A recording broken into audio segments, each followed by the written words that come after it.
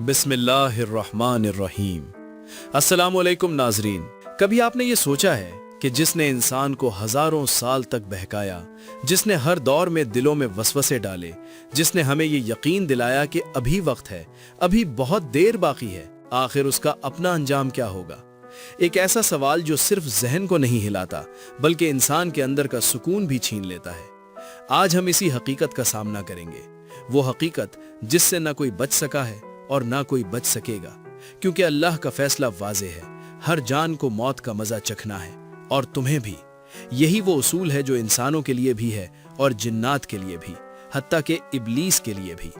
कुरान हमें एक अजीब मगर गहरा मुकालमा सुनाता है। जब इब्लीस ने अल्लाह से कहा, ऐ मेरे रब, मुझे मोहलत दे दे उस दिन तक जब सबको दोबारा उठाया जाएगा। लेकिन जवाब क्या आया? तुझे मोहलत दी गई मगर एक मुकर्ररा वक्त तक। यहाँ एक बहुत बड़ी हकीकत छुपी है। इब्लीस अपनी मर्जी से नहीं जी रहा, वो भी अल्लाह के हुक्म के तहत जिंदा है। इस्लाम कहानियां नहीं सुनाता, उसूल बताता है, और रूह कब्ज होने का उसूल भी बिल्कुल वाज़े है।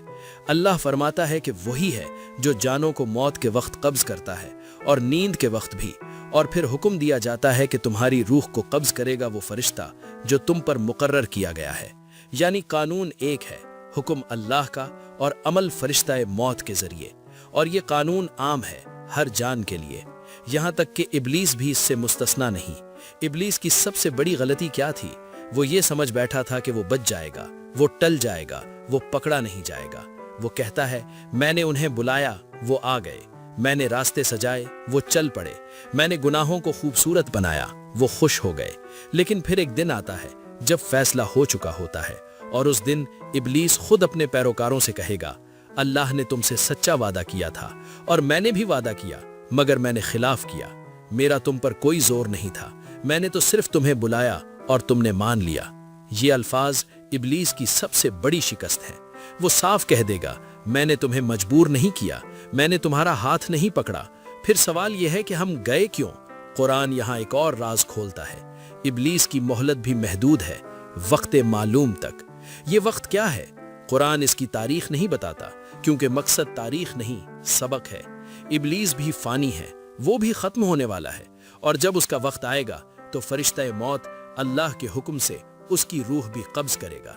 वही फरिश्ता जो किसी से नफरत नहीं करता, जो सिर्फ हुक्म इलाही का पाबंद है, और उस लम्हे इब्लीस के पास कोई बहाना नहीं होगा।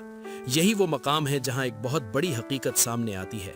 इब्लीस ने क़यामत तक की मोहलत मांगी थी, लेकिन अल्लाह ने फरमाया मुकर्ररा वक्त तक, यानी जो तुम चाहते हो जरूरी नहीं वही हो, जो अल्लाह चाहे वही होगा।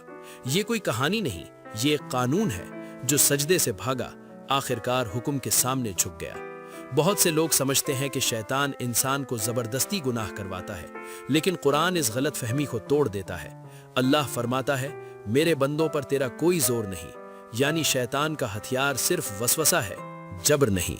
वो सिर्फ एक कदम देता है, एक नजर, एक ख्याल, और फिर वही चीज आदत बन जाती है। अब असल सवाल यह है कि जब शैतान इतना करीब है तो बचाव कैसे होगा? यहाँ इस्लाम हमें सिर्फ डराने नहीं आता, बल्कि रास्ता भी देता है। नबी करीम सल्लल्लाहु अलैहि वसल्लम ने फरमाया, जब अजान होती है तो शैतान पीठ फेर कर भाग जाता है। अजान सिर्फ आवाज नहीं, ये ऐलान है कि जमीन अल्लाह की है। और फिर आती है एक जबरदस्त ढाल, आयतुल कुर्सी। हदीस में आता है कि जो शख्स सोने से पहले आयतुल कुर्सी पढ़ ले, अल्लाह की तरफ से एक मुहाफिज मुकर्रर हो जाता है और शैतान उसके करीब नहीं आता। ये वो दीवार है जिसे शैतान पार नहीं कर सकता।